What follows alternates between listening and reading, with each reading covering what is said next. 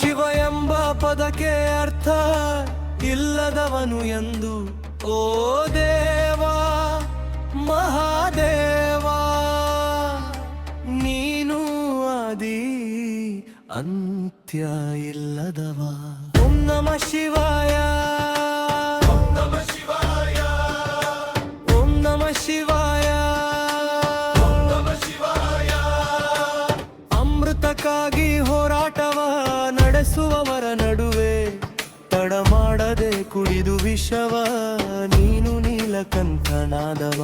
ಭಕ್ತಿಗೆ ಒಲಿಯುವ ಬೇಡಿದ್ದೆಲ್ಲವ ಕೊಡುವ ಮುಕ್ತಿಯ ದಯ ಪಾಲಿಸುವ